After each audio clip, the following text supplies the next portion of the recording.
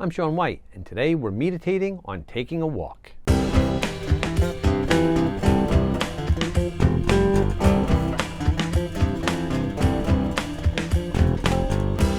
In our last episode, we were talking about creating some distance if you're working through a negative relationship, right? And one of the things that I forgot to mention, and I was like, how did I forget that, is say you're in a heated discussion, an argument, a fight, whatever you want to call it, and you're just, you're just not there mentally for this, just requesting a bit of a timeout, saying, hey, can I take 5 minutes? Can I take 10 minutes? Let me just clear my head, come back at this, thinking about it like more properly. And then using that time, just go for a walk. Just take a quick little walk, because it sounds cliche, and you see this in the movies all the time. But it's like, I need to clear my head, or I need to think about something, so I'm going to go for like a long walk and everything. Well, it's one of the benefits of walking, is it gives us ample time for that. So I decided, seeing as how I forgot to mention in the last episode, and said, you know what, let's do an entire episode just on the health benefits of taking a walk. So let's just jump right in and start talking about that. I worked as a graphic designer for 20 years or so, and periodically I would get stuck on a design, and I'd be sitting at my desk staring at the screen, just wasn't working. And so I'd get up and I'd go for a walk, right? I would stretch out my legs, get the blood moving a little bit, and it enabled me to do a little creative thinking. I could think about the project that I'm working on while not staring at it, and sometimes I would just get a whole new perspective, thinking about it from a different angle.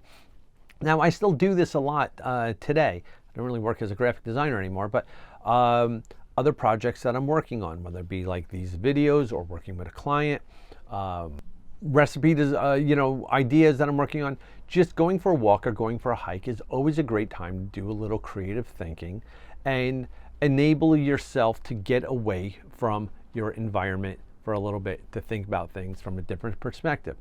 Now, there's so many benefits of walking that I'm going to try to get through these as cohesively as possible without this video being, too long, because I'd like to try to keep things concise. So let's just jump in. Let's talk about like a lot of the benefits, and one of the biggest ones is the fact that just going for a walk can improve your mood. Right? Anytime we do any sort of physical activity, working out or whatever, we feel better about ourselves. We feel better about life in general usually. So our mood just improves, and also we might reduce our stress. We might reduce our anxiety, and these are great mental aspects of walking. That being able to think about things, improving our mood, and stress and anxiety and everything. But we can also look at it from the physical perspective as well, because we talk about this being a workout or an exercise, and you might go, is it really? I mean, it's no jogging or running or anything. And yeah, that's true. If you're jogging and running, you will burn twice as many calories as you will if you're walking. Now, you're also going to have more stress on your feet, ankles, knees, hips by running than you will for walking. So you may not be able to run, right? Or you just may not like it. I don't like running at all. So the great thing about walking is the fact that it's good for almost all fitness levels. We may get to a point where walking is just is very hard for us, and we'll talk a little bit more about that in a little bit. But most people can at least walk, right? If they can't jog, they can't run, they might be able to walk. Now, if we start walking, if we start a regimen of walking, there's a few things that are going to happen. It's like we're going to start increasing our stamina, right? So when we start, we might not be able to walk very far, but if we keep doing it, we're going to keep building up that stamina. We're going to start boosting up our energy. It's going to help us get a little bit better and start working more towards our health goals, if that's what we're trying to do. And this is also going to help strengthen our lower body. When we talked about the whole episode on taking falls and balance issues and stuff, one of the main things that we talked about was a weakened lower body, All right, that's going to prevent you from getting your feet up, your knees up as high as you should be while you're walking. It's going to prevent you from being able to catch yourself if you trip and stumble. Right. So strengthening our lower body is paramount. Right. Like, we do this while we're younger, we're going to have less issues as we get older. I keep talking about what we do now is for 20 years, 30 years from now, not just for now. So we want to make sure that we're strengthening our lower body, and we can do that through walking. Now, this is also going to help keep our joints moving, our joints a little bit more limber, and this is going to help ease joint pain, say in our knees, in our hips. If we have osteoarthritis, they say movement is the best medicine, right? So we want to make sure that we're not stagnant. We're not just sitting on the couch or in our chairs like that all the time. We need to keep moving around. This is really going to help us with our joints, with our body, keeping it nice and limber. Now, other things that go along with this, right? Like, we're moving around, we're getting the blood flowing, maybe losing a little bit of weight while we're doing it. This is going to help reduce our risk of heart disease. It might help lower our blood sugar. These are all great things. This is what we want, because what we're trying to do is we're trying to extend our lives, right? Like, we're trying to live healthier, live longer, be the best possible versions of ourselves. And and that's what walking can do, because anytime we're being physically active, this also helps to improve our immune function, right? So doing that is going to prevent us from getting sick as frequently. And that's kind of like what we want. Nobody wants to be sick, right? So anytime that we can improve our immune function, that's always a great thing. Now, the other interesting thing is the fact that just walking can help prevent certain types of cancer, whether it be bladder, breast, colon, stomach. And you might be going, shenanigans, you can't prevent cancer just from walking. Well, no, it's actually true. Lifestyle changes can be a huge factor in preventing certain forms of cancer. And anytime that we're being active, that's going to help things. There was a study that showed that women who walked 7 hours a week or more had a 14% reduction in the risk of breast cancer than women that only walked 3 hours or less. And I know 7 hours a week walking is a lot of time. Now, we're talking about our health though, right? Like, did you spend 7 hours a week scrolling through social media or watching television and stuff? You probably did, right? So this is what we're looking at. We're looking at trying to improve our health in the best way possible. So these are all the different health benefits for walking. So let's talk about, how do we get started? How do we do this? So let's just jump right in on that. So the great thing about walking is the fact that it's so easy to get started on, right? All you really need is a good pair of walking shoes, or not. I know people that walk around barefoot, but get a good pair of walking shoes that are comfortable. They're not going to hurt your feet. If you might want to think about maybe something with ankle support, depending on where you're going to go walking, and then just find a route close to your home. It can be just around your block in your neighborhood, or you can go to a park. There's a lot of parks with paved paths or wooded paths. A lot of schools have tracks, for track and field events. Those are good. Local YMCA might have an indoor track if you're looking for options in the wintertime or during foul weather.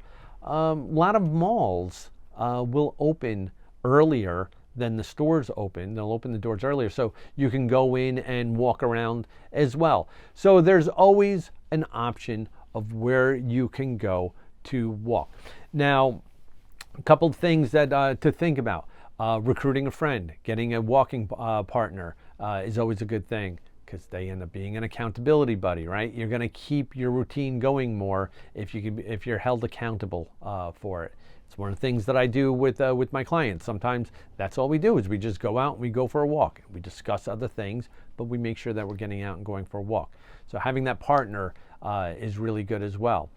Now, a couple of options to think about, because we talk about walking in regards to being like a form of exercise, but it also is a mode of transportation as well. So if you're commuting to your job, either by bus or by train, maybe get off a stop earlier than you normally would and just walk that little extra bit to get in there. If you're going to, say, the mall or the supermarket or the movies, think about not trying to get that closest spot. Maybe park a little bit further out in the parking lot and walking a little bit more and getting a few extra steps in that way. Also, if you live in an area where you can run errands by walking as opposed to driving, that's also great too. I'm lucky enough that there are enough things around me, not everything, but enough things that I can go and walk to them if I really want to. So if you have that option, that's a great option. Now, I'm going to talk about that whole elephant in the room about 10,000 steps. I tend not to worry about that as much. I tend to focus more on, if I'm going for a walk, distance and time walking. Now, if you're just trying to get in a certain amount of steps throughout the day, that's fine too. That 10,000 is arbitrary though. It can be completely different depending on your height. I have found through some research that 5'9" and myself, I'm 5'9". My wife and I go for walks periodically. She's 5'3", and she will normally do about 10% more steps than I will. So if I do 4,000 steps, she'll do like 4,400 steps. So that 10,000 steps doesn't usually equate to something as far as an accurate measurement on anything. So be mindful of that. It is a good recommendation, like if you're just trying to make sure that you get that many steps in. But if you're walking back and forth to the printer, you're not really getting the blood moving that much. So it's less impressive to do 10,000 steps that way. Still good though. Still trying to get your steps up higher, but don't use that as your total means of measurement and stuff. I like to do a 3-mile walk, and I don't really care how many steps or how long it takes for me to do that. For me, it's the distance that I'm going for, so that's better. So let's talk about a little safety tips as well. And you might be going, well, what kind of safety tips do I need to walk? I'm just walking, right? Well, first and foremost, make sure that you're walking in a pedestrian designated area. Pick some place that's well lit. Now, you may live in a neighborhood that doesn't have a lot of sidewalks. I see this periodically. You may end up having to walk out in the street. So you're going to want to make sure that you're in a well lit area. And if you're going in the evening or the morning, maybe wearing like a reflective vest. Just something so if there's cars coming by, if you're going to be close to cars moving, then this way they can see you. We do not want to get hit. That kind of defeats the purpose of all this. Other things, just make sure that you have good, sturdy, comfortable walking shoes, right? We don't want to do any sort of damage to our feet by wearing improper footwear. We want to make sure that we're wearing loose, comfortable clothing. We want to make sure that we're dressed appropriately for the temperature. We don't want to get sick or anything like that. If it's super hot out, we want to make sure that we're staying hydrated. So drinking before and after, or even bringing water with us. Wearing sunscreen is always a good thing as well, because we don't want to get like sunburn or skin cancer or anything like that. And then also, we mentioned doing this for virtually all activity levels, right? It's not, we may get to a point where walking is not the easiest thing for us as we get older, or if we have, joint issues, or if we've had some sort of like injuries. So there's other certain things that we can do to keep ourselves safe. Walking with trekking poles is always good to make sure that we have additional contact points to help with our balance. And if those aren't enough, using a walker is always a great thing as well. Getting a good one with the 4 wheels. I don't really like the ones that you got to like scooch around. They don't really work great on sidewalks and stuff like that. But getting a good one that you feel comfortable with is really going to help out, because what we're looking at is how do we get all the health benefits of walking, right? And sometimes we might just need to have a good tool like a walker or trekking poles, or going to the supermarket and just using a using a shopping cart just to hold on to. It's another option, right? There's so many health benefits that we want to just make sure that we're getting out and we're taking advantage of all those. So I hope this has given you a little bit to think about. If you like this video, please click the like button. It really kind of helps me out with the algorithms and whatever those things are. If you want to hear more of what I got to say, then subscribe and turn on notifications and find out when new videos are coming out. Also, leave me some messages down below. Let me know what you think about like walking. Do you enjoy it? I love it, but let me know what you think. Leave me some comments down below. So until we speak again, be well, be safe, and be kind to everybody.